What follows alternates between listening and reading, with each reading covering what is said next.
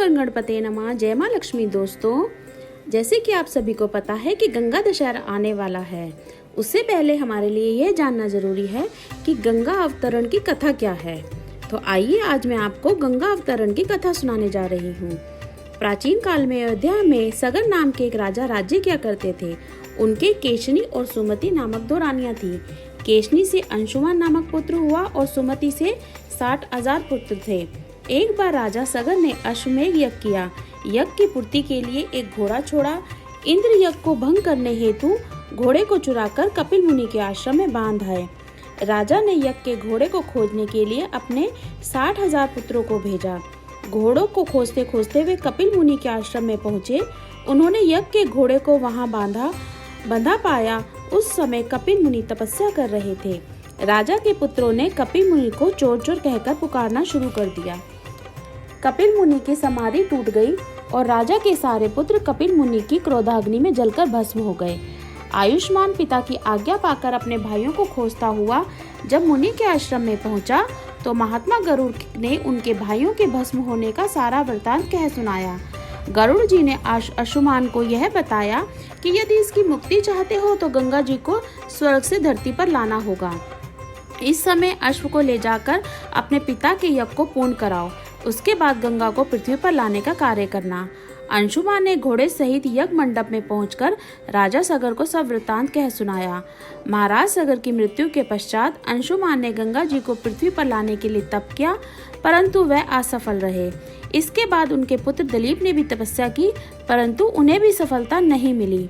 अंत में दिलीप के पुत्र भागीरथी ने गंगा जी को पृथ्वी पर लाने के लिए गोकर्ण तीर्थ में जाकर ब्रह्मा जी को प्रसन्न करने के लिए कठोर तपस्या की। तपस्या करते करते कई वर्ष बीत गए। तब ब्रह्मा जी प्रसन्न हुए और गंगा जी को पृथ्वी लोक पर लाने के लिए वरदान दिया। अब समस्या यह थी कि ब्रह्मा जी के कमंडल से छूटने के बाद गंगा के वेग को पृथ्वी पर कौन संभालेगा।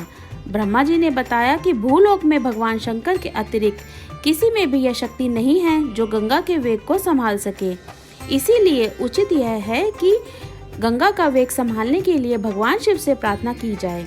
महाराज भगीरथ एक अंगूठे पर खड़े होकर भगवान शंकर की आराधना करने लगे। उनकी कठोर तपस्या से प्रसन्न होकर शिवजी गंगा को अपनी जटाओं में संभालने के लिए तैयार हो गए।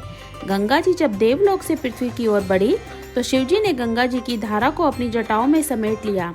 कई वर्षों तक गंगा जी को जटाओं से बाहर निकलने का मार्ग नहीं मिला। भगीरथी के पुनः अनय विनय करने पर शिवजी गंगा को अपनी जटाओं से मुक्त करने को तैयार हुए। इस प्रकार शिवजी की जटाओं से छूटकर गंगा जी हिमालय की घाटी से कलकल निनाद करके मैदान की ओर बढ़ी। जिस रास्ते में गंगा जी जा रही थी उसी मार्ग में ऋषि जहनु का आश्रम था। तपस्या में विघ्न समझकर वे गंगा जी को पी गए। भगीरथी के प्रार्थना करने पर उन्हें पुनः जांग से निकाल दिया। तभी से गंगा जहनुपुत्री या जाह्नवी कहलाई।